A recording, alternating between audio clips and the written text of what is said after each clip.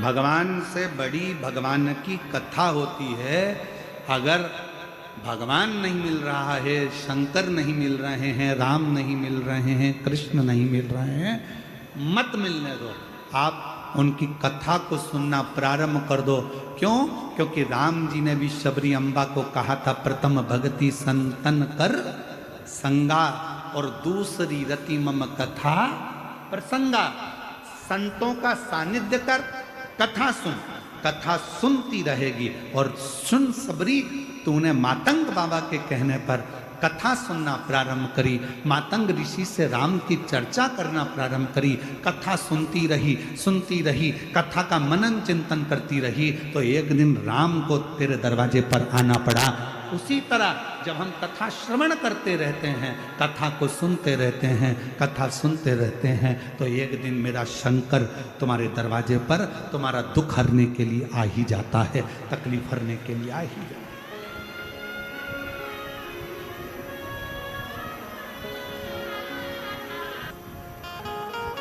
काशी ले गए शिव जी कथा सुनाने, अमरनाथ जी की गुफा में ले गए शिव जी पार्वती को कथा सुनाने। एक एक संत, गुरु, सतगुरु, ऋषि, तपस्वी, साधक, उपासक, जितने संत हैं, साधु हैं, सन्यासी हैं, तपस्वी हैं, साधक हैं, उपासक हैं, उनके पास ले गए शिव जी कथा श्रवण कराने। केवल कथा सुनो। और जितने मेरे बीड़ के जीजा बैठे हैं वो भी सुन लो, जीजियाँ सुन लो, मेरे बेटा बेटी, माता बहन भाई, सब सुनो ध्यान लगाकर। भगवान का मिलना सरल है, पर शिव महापुराण का मिलना बहुत कठिन है, बहुत।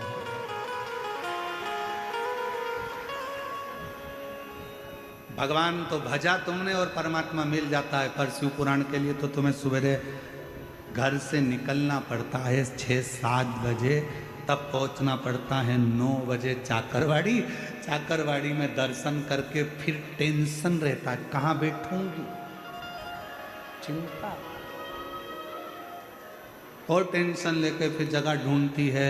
जगह भी ढूंढे तो मालूम पड़े इधर बैठूं, उधर बैठूं, उधर बैठूं, उधर बैठूं, सब दूर ढूंढा के तब जाकर कहीं जगह मिलती है। और मिल भी गई तो ऊपर वाला तेरे को नहीं छोड़ता, थोड़ी देर में जल वृष्टि कर देता है, तो फिर अंदर भरना पड़ता, खस करिए,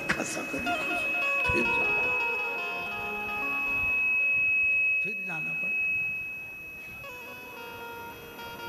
कितनी मेहनत। शायद मैं महादेव महाराज जी आपको कहूं, शायद पूरी दुनिया की केवल एक ही कथा ऐसी होती है, शिव पुराण, जिसको बड़ी मेहनत कर कर सुनना पड़ता है, बहुत मेहनत। अभी हम गाड़ी में आ रहे थे तो महादेव महाराज जी कह रहे थे बड़े भाव से, गुरु जी कल कोई कह रहा था महाराज जी कि 10-10, 12-12 किलोमीटर लंबा ट्रैफिक जाम रहता है, और 2 से 3 किलोमीटर दूर पार्किंग होती है, वहाँ से भक्तों को पैदल यहाँ आना पड़ता है। अब बताओ, इतनी तुम्हारा रिश्तेदार तुम्हारे यहाँ शादी का निमंत्रण देता है, 500 रुपये आने का, 500 जाने का देता है, तुम्हारे शादी में विदाई में साड़ी देता है, मिठाई का डब्बा देता है, तो तुम उसके यहाँ नहीं जाते। वहीं गाड़ी खड़ी करोगे शादी के गार्डन के सामने, जानते नहीं हो बुआ हूँ लड़के की, ये फूफा है, मैं मामी, ये मामा है। गाड़ी बिल्कुल गार्डन के अंदर चाहिए, गार्डन के अंदर।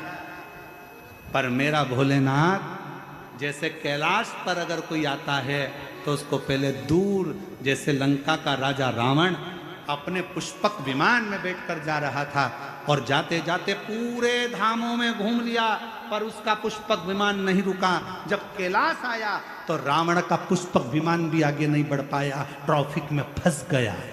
ट्रैफिक में पुष्पक विमान फंस गया था। रावण ने पूरी दम लगा दी, पूरी मेहनत लगा दी, और कैलाश पर से विमान को उड़ाने लगा, नहीं उड़ा। आखिरी में विमान क्षतिग्रस्त होकर पुष्पक विमान जमीन पर गिर गया। जब रावण का विमान जमीन पर गिरा, रावण क्रोध में लाल हो गया। ये कैसे गिर सकता है?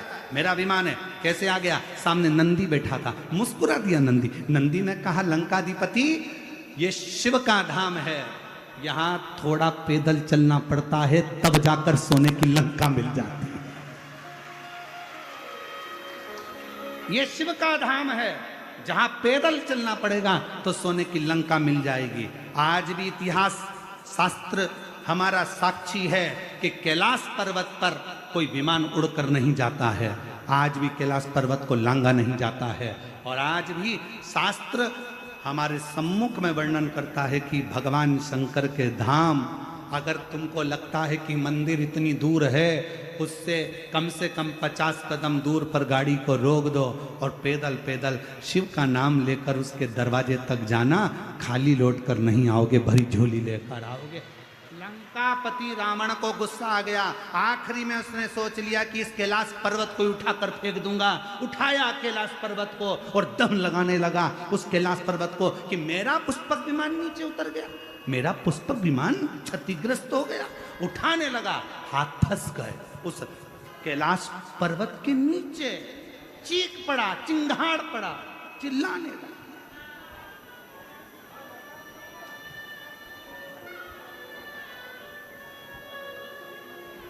और शिव तो क्षमा की मूर्ति है, शिव क्षमा की मूर्ति है। एक सच्चा गुरु, कल रात्रि को हमारा सत्संग चल रहा था हमारे कक्ष में, तो बच्चे लोग बैठते हैं, तो कक्ष में हमारे, हम माताओं को तो आने नहीं देते, परंतु हमने इनको कहा था बच्चे लोगों को, अगर महादेव महाराज के बेटे होन भी कोई आना चाहे तो कमरे में आने की मना नहीं। जब अपन सत्संग करते हैं उस समय रात्रि का हमारा समय रहता है, 9 सवा 9 बजे करीब हम लोग बैठे रहते हैं। तो रात्रि का हमारा सत्संग चल रहा था महाराज, महादेव महाराज। उस सत्संग में बात निकली, आप ही की चर्चा निकली, और ब्राह्मण लोग बता रहे थे कि महादेव महाराज जी जब पूजन करने के लिए बैठते हैं तो गुरु जी, उनका इतना भाव रहता है पूजन के समय पर कि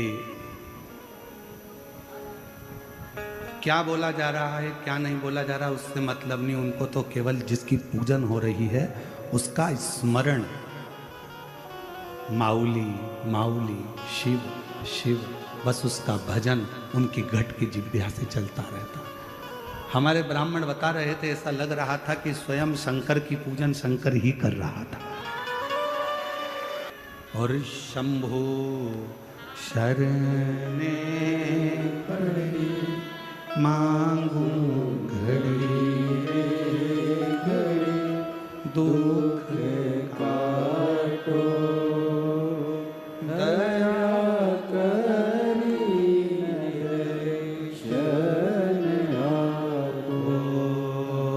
शंभो शरणे पड़ी मांगो घड़ी घड़ी दुख काटो दया करी दर्शन आपो। तो शिव कथा कर, भगवान शंकर की कथा का संवाद कर।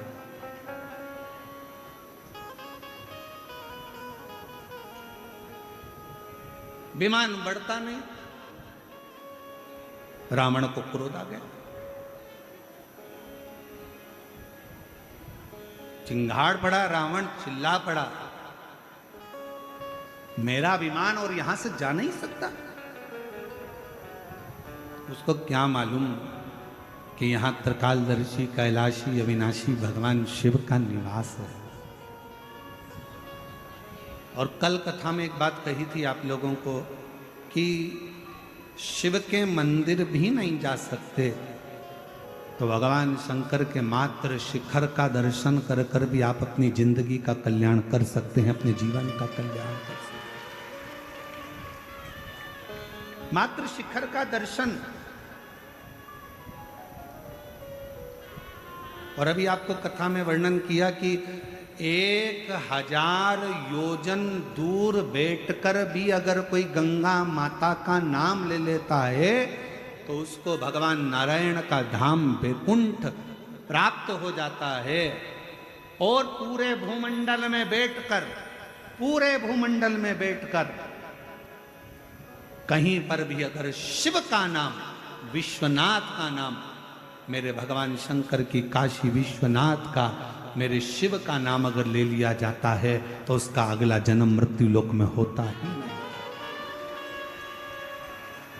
होता ही।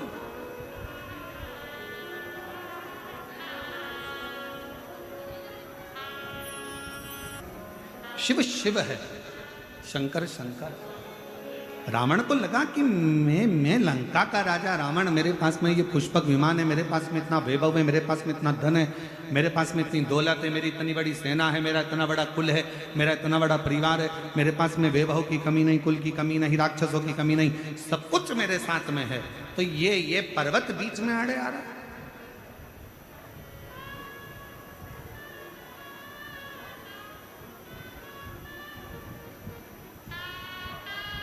और ये पर्वत अगर बीच में आड़े आ रहा है तो इसकी श्रेष्ठता क्या? उठाना चाहा, नहीं उठा। समझ में आ गया कि गलती हो गई।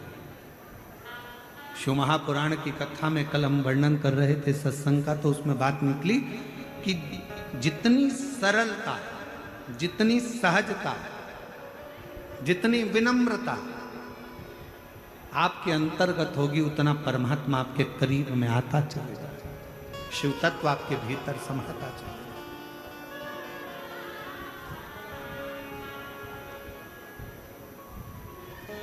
शिव कथा कह रही है पार्वती जी का जो जन्म है, मां पार्वती का जो अवतार है, पार्वती जी का जो प्रागट्य है, उसका होने का कारण ही केवल इतना है कि मुझे शिव की कथा, मुझे राम की कथा, मुझे भगवान की कथा श्रवण करना, केवल परमात्मा की। और भोलेनाथ सुना दो ऐसी कथा जिसे सुनकर अमर हो, मेरे बाबा सुना दो ऐसी कथा जिसे सुनकर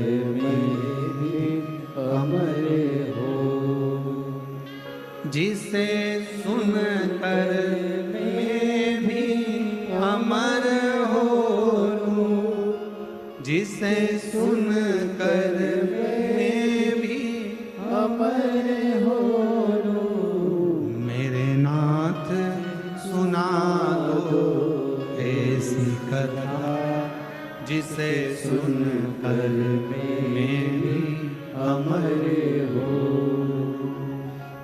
डमरू वाले सुना दो ऐसी कथा जिसे सुनकर मैं भी अमर हो।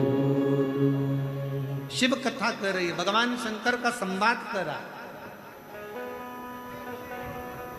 पार्वती मैया नंदी पर विराजमान होकर मेरे ओघड़दानी, मेरे शंभू के साथ नित्य प्रतिक्रमण पर जाती हैं। और ऐसा नहीं कि मेरे शंकर भगवान कहीं एकांत में जब बैठते हैं तो शंकर भगवान और माँ जगत जननी जगदम्बा दोनों हरि चर्चा करते हैं, राम नाम, कृष्ण नाम, शिव नाम, आनंदमय चर्चा में निकलता ही रहेगा।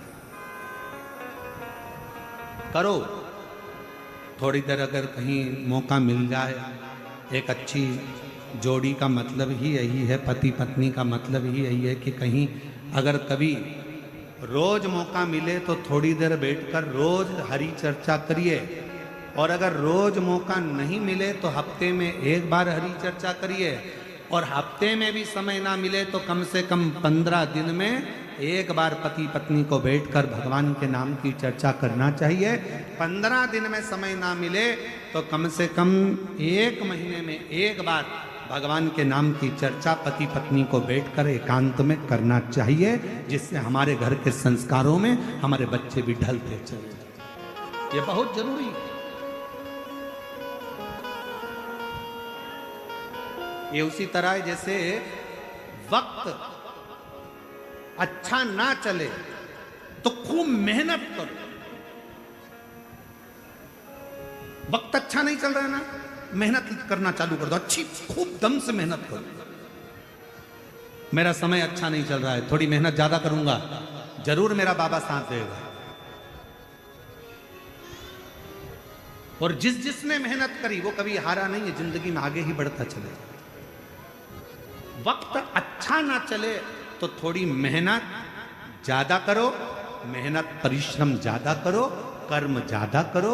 और जब वक्त अच्छा चले, बहुत अच्छा अगर तुम्हारा वक्त चल रहा है, तो जो दुखी हैं उनकी सहायता करो, उनको आगे बढ़ाने का प्रयास करो। अच्छा वक्त है, भगवान ने मौका दिया है, आप लोग आपको इस लायक बनाया है, तो दूसरे को सपोर्ट करिए, सहायता करिए, थोड़ा आगे बढ़ाने का प्रयास करिए, थोड़ा समझाने का प्रयास करिए। आपकी सुनते हैं तो आप समझा सकते हैं। वक्त अच्छा नहीं है, मेहनत करो, खूब परिश्रम करो।